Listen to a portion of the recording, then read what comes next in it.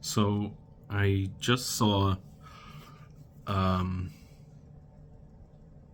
a post on Reddit in the "Am I the A-hole" sub about a mother who was at odds with her husband about punishing their 7-year-old daughter because the daughter was cheating on her boyfriend.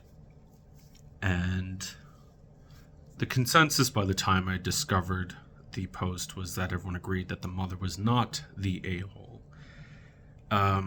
The father felt strongly, said that, the whole situation was the 7-year-old girl, you know, uh, had a boyfriend, a little boy that she would hold hands with, and they would draw hearts and send them to each other.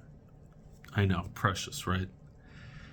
And apparently the boy's parents called and said that their son would not be coming over for their regular play date because he was mad at Layla, because apparently he had observed Layla, the daughter, uh, holding hands with another boy.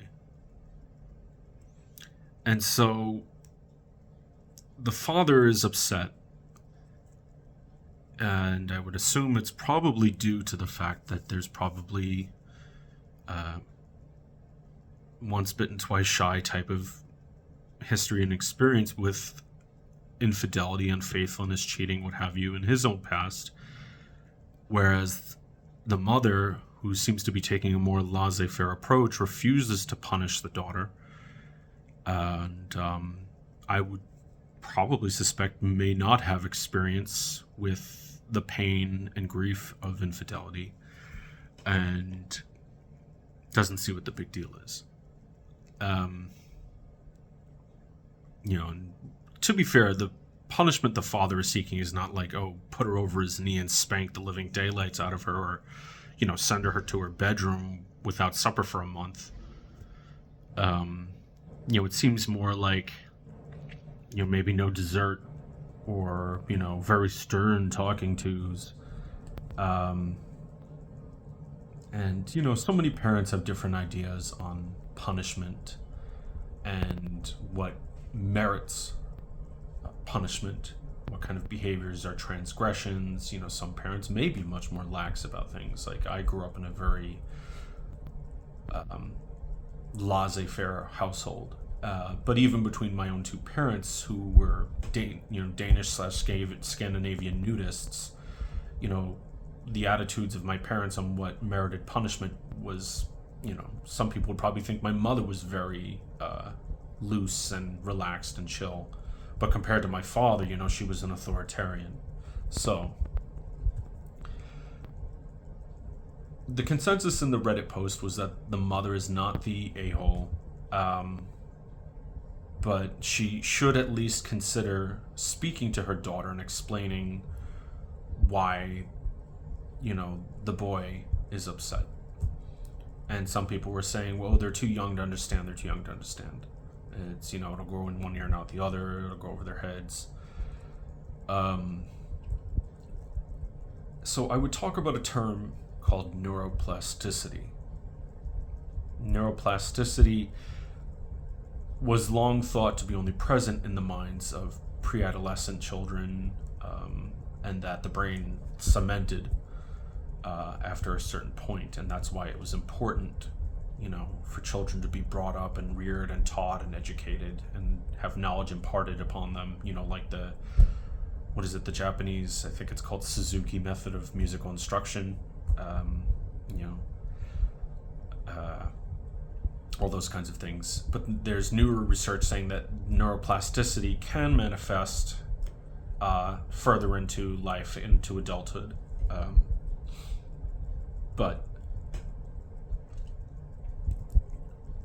research seems to agree that neuroplasticity is more strongly present in the pre-adolescent mind. And this, I think, is key. We form our opinions and attitudes and outlook on life from our parents or guardians or role models, our parental figures, what have you. And it's when you see children parroting socially alternative or hurtful views, at very young ages, it's not because they're picking that up from television or the pages of a book, or rarely so. It's more, parents tend to forget how receptive young ears are.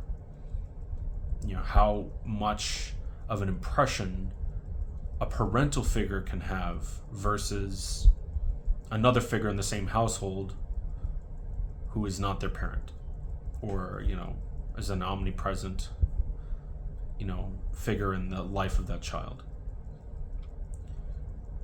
There are so many instances where, like, I remember seeing a post on social media about two very young boys in a classroom, and one boy was white and the other boy was black, and the white boy got his haircut to be the same as the black boy, so that, and this is really adorable, so that the teacher would not be able to tell them apart.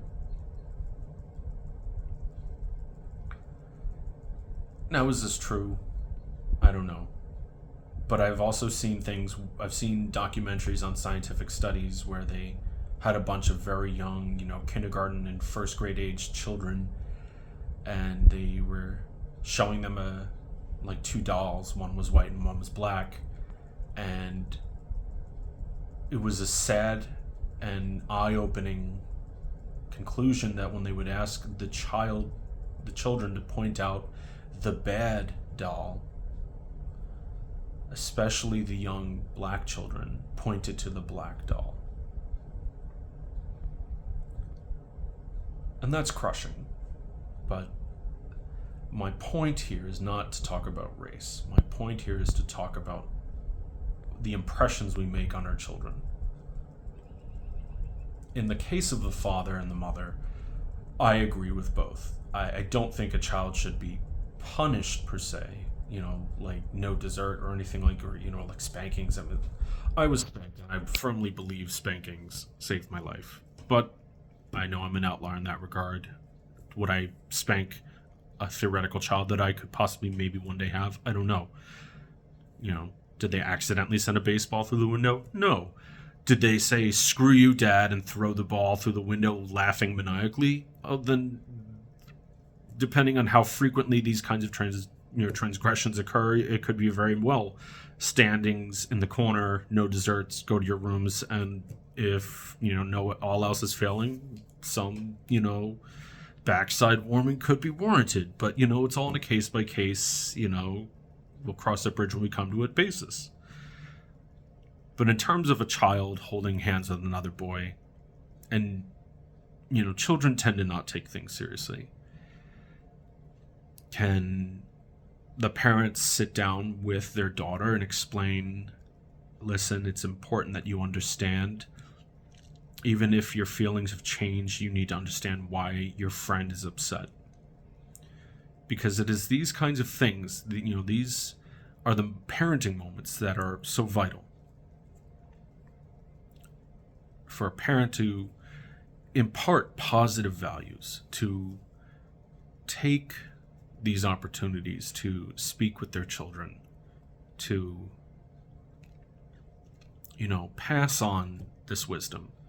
And then it's also on the part of the parents too, to kind of find common ground, to find understanding. Extremist, it's my way or the highway on both parents' parts is, that's indicative of issues at the marital level. And so the parents have to be able to work these kinds of things out. But in terms of the child, they need to figure those differences out for themselves, and quickly, because every day that ticks by, that neuroplasticity clock is ticking. The chance for a parent to reach their children, to influence them down the right path, to, a parent will always have influence on a child, but they need to make sure that they're imparting the right values sooner rather than later, because that will color all future interactions that the child has. The father said, the mother is, raising a cheater by not punishing the daughter. I mean, one swallow does not a summer make, but certainly do they need to wait until, a tiny campfire turns into a forest fire before they need to have an intervention? It's better to respond to a small fire with a thimble of water than to have to start bailing out, Lake Mead to extinguish a California wildfire. You know what I mean? Like, act early with an appropriate amount of response. Have a gentle sit down, be like, this boy is upset, yada, yada, yada.